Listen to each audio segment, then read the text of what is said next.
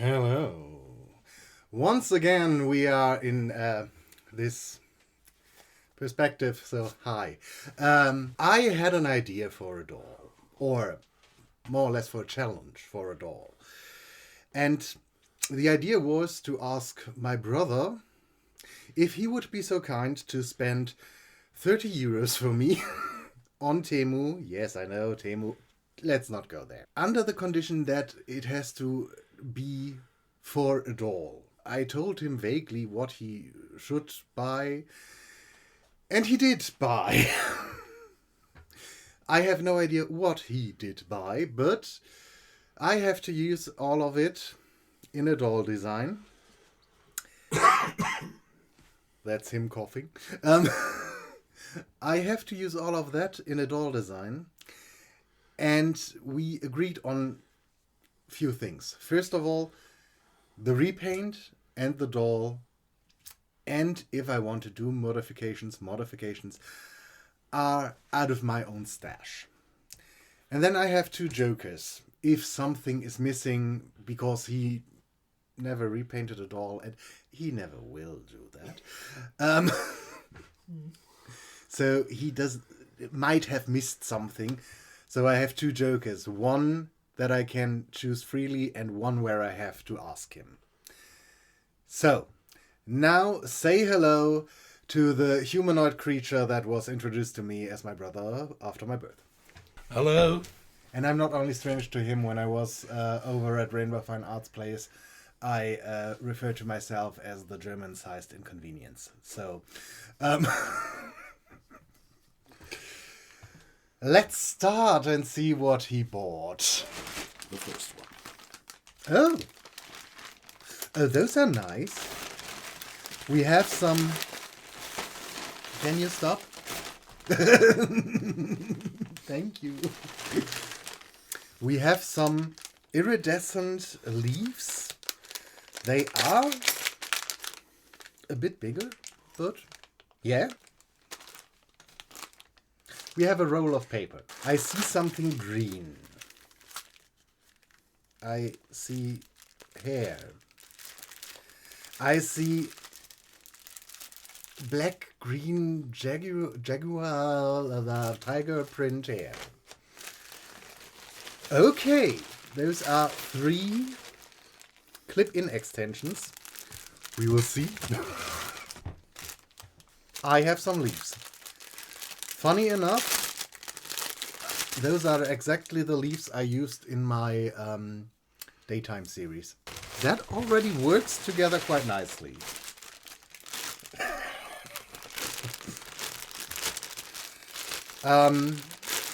Rainbow Fine Arts. I just mentioned you. Does this look familiar to you? Actually, we bought the nearly exactly that in a store in Crawley when I was over at her place. Oh. Okay, we have fake plants. I am getting a really green nature goddess feeling. It's more like a wine with cups. A second version. Yes, one is a little bit darker. Oh, okay. We have these again, but a teeny tiny bit darker, it seems. We have some more acrylic leaves. This time in different shades of green and more ivy-esque. Some tiny red acrylic flowers. Oh, dark Bordeaux roses. Well, tinsel. My most loved tinsel. I assume, because I see some random beads in there, that this is more hair. Oh! Dark green dreads. I think I have to make a bigger doll. How much is there? From Oh my gosh. more little tiny green leaves. Oh. You know, if I would have a bigger version, I would now use Venus McFlytrap, but This was the first idea I have.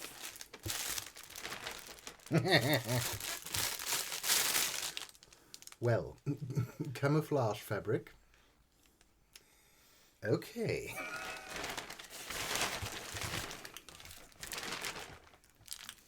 More camouflage. Is it elastic?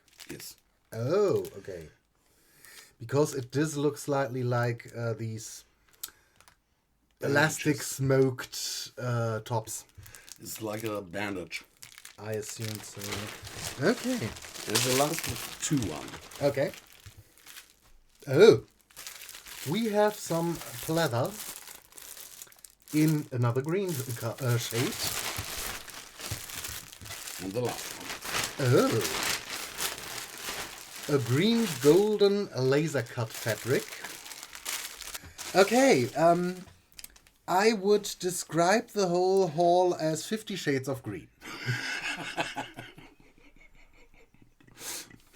But I think that is something I can work with. The hair that my brother choose, or the hair options that he choose, are rather obvious that they will become hair. I could have used them for dress or skirt options, but that didn't really make much sense with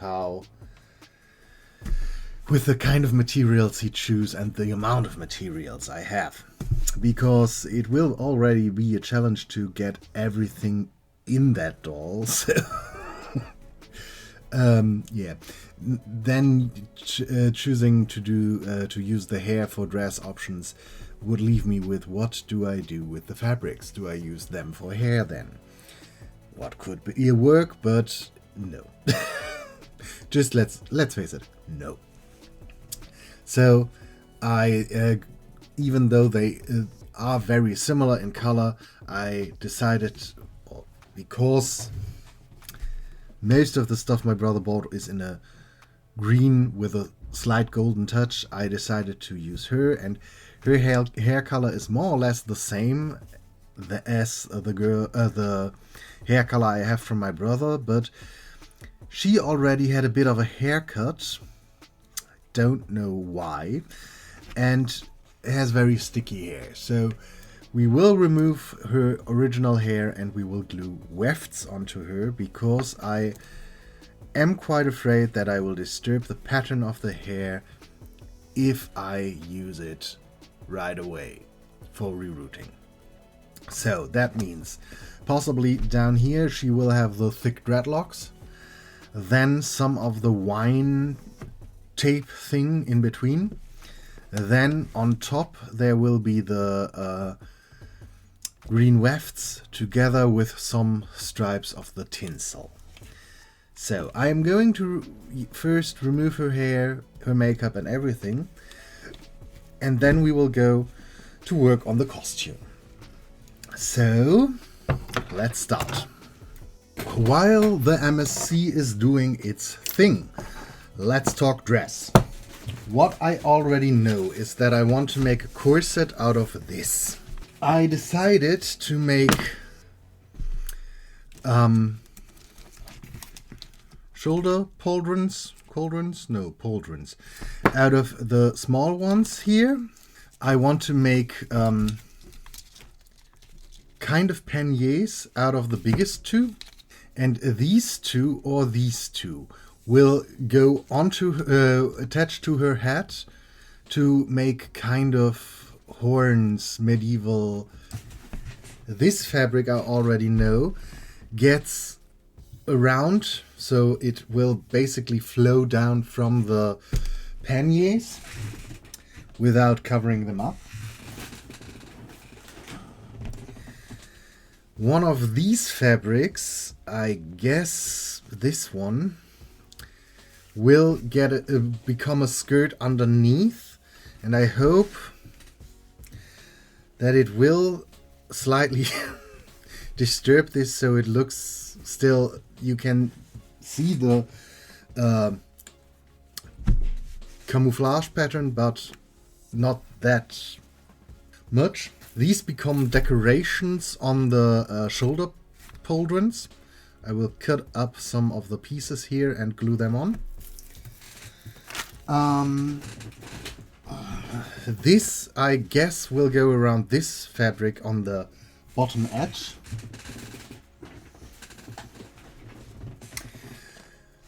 Some of these will get into the hair. And then I have to attach a ton of leaves, and I'm not sure where at the moment, but I had the idea to turn these into kind of scale armor. I have to try that a little bit. So let's start with making something out of this. For that I obviously need a pattern. Let me get my pattern book. Let me copy this pattern and then we see. And because this is pleather, PU leather, faux leather, we can't really pin it without leaving marks. So what I am going to do is using clips and sewing on the go, so part by part, which means I add these two together, so these areas align, sew that together, and then change directions. And that is something I just want to tell you that I started doing quite a lot when sewing doll clothes. Not pinning everything before, but going piece by piece, because especially when you have a princess line, princess hem, no, not hem, princess seam, that's it. Which is the seam where you have the line going over the bust. That curve is quite difficult to achieve when you pin it before, because of the scale we are working in here. If you do this piece by piece on the go, as soon as you stitched the first line in place, or the first area in place, you are then going for the second. So if you first go the line from the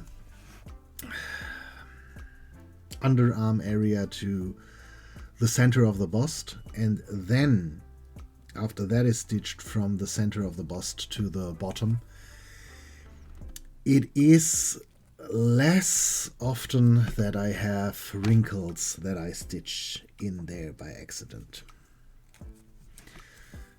So maybe you want to give it a go if you sew your doll clothes yourself by hand. I did sew some hooks to close everything.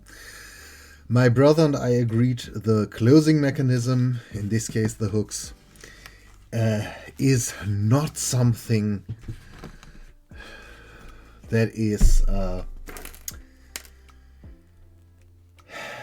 I have to use a joker for.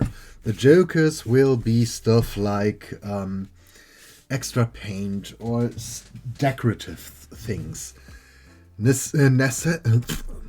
Necessary things like hooks and yarn are basically free for me to use. So I want to do her neck piece, and because I get annoyed by how tedious it is to cut the complete audio pieces to the right video clips, I now go back to voiceover me. I cut away the parts, the stem parts of the Venus flytrap things, and glued them as panniers onto the corset. I did the same with the shoulder pauldrons, shoulder things. And then I took this wine-esque plastic plant and only cut away the cups.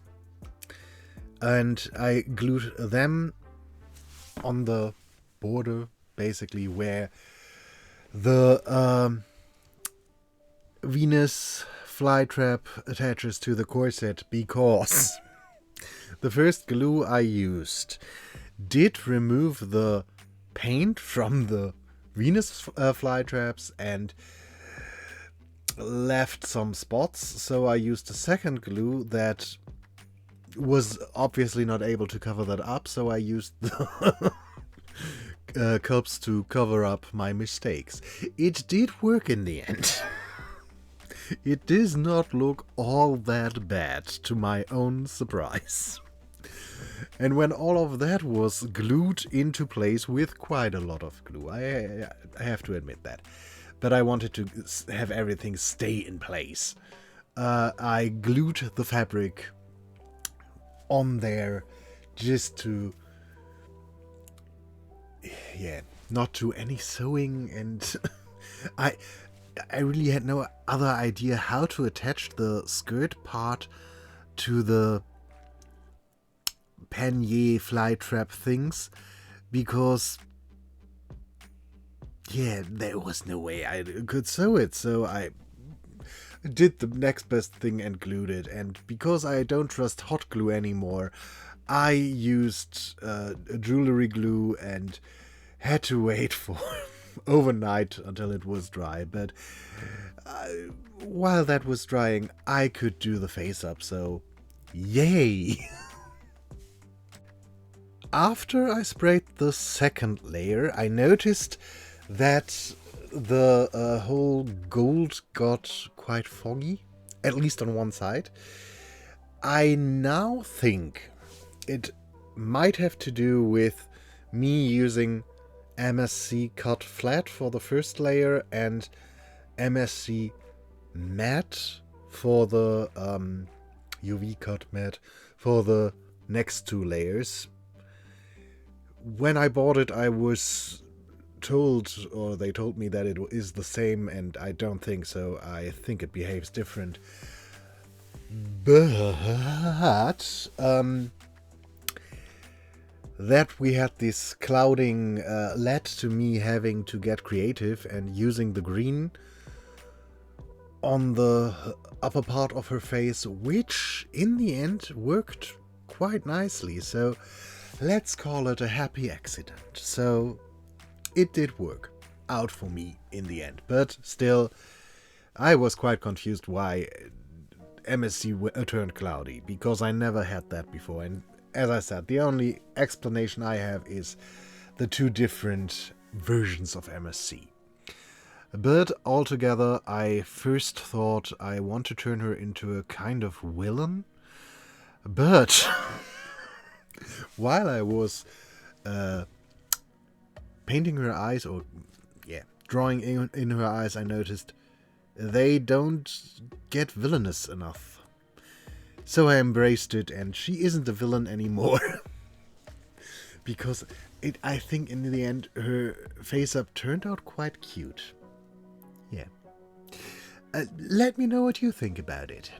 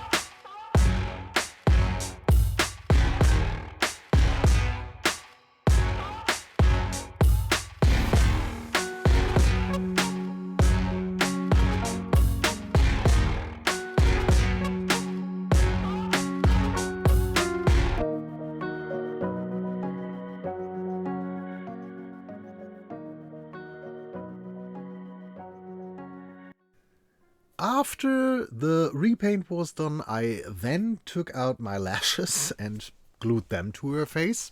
What a surprise. But the main event then was sticking on some hair, and I started with the dreadlocks. Initially I thought just do them in the lower area to hide them. But then I had to cut them in half because otherwise they would have been far too long, and then I had to thin them out a little bit at the start, and when I glued them in place I thought they looked quite cool.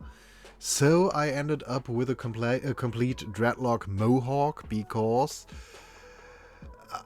there was no holding me back anymore. I glued them all over her head.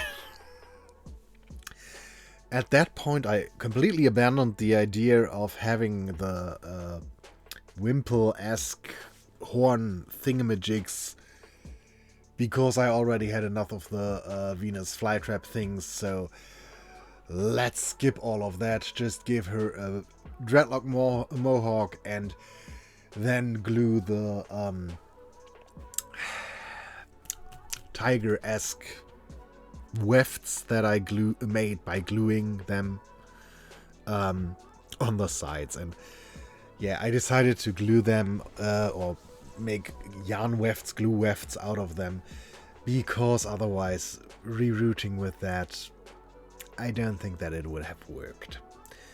But due to my decisions, her hairstyle worked out quite cool.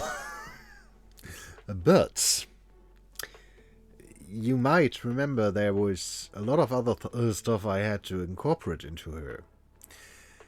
Nearly all of the plastic leaves I did sew into her hair.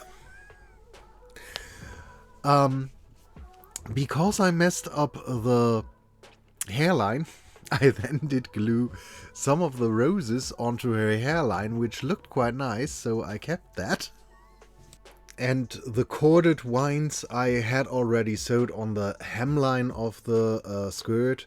So the last thing I really had to incorporate was the camouflage fabric. And I stitched a quick skirt out of it and then just put vines on top. You don't really see any of the camouflage in the end, but hey, it looks cool. So I, at that point, had used nearly everything. There were only two things I wasn't able to find any area for. The frickin' tinsel and the bandages. After talking with my brother, the bandage became leg warmers. You are not seeing a bit of them, but hey, I did use them. And I did braid the tinsel and turned it into the cording for her corset. So I used everything. You may not be able to see everything, but I used everything. Yeah, I sewed her into her skirt, I dressed her completely, did some finishing touches, and was so happy to be done with her, because gosh damn, that was a lot of stuff. I was not prepared to how much my brother was able to buy. And yeah, the issue was not to come up with a design. The issue was to incorporate everything without having her look too tacky. I think I ended up with a fairly nice doll in the end, but yeah, let me know what you think about her. I will show you now the results.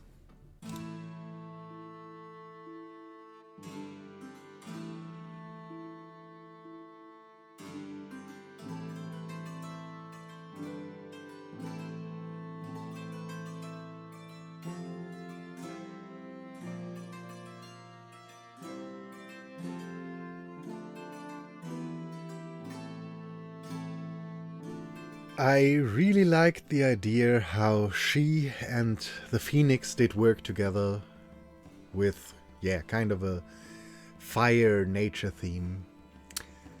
I have to say I did enjoy her in the end. Let me know what you think about her, and we will see us in another video. Until then, bye.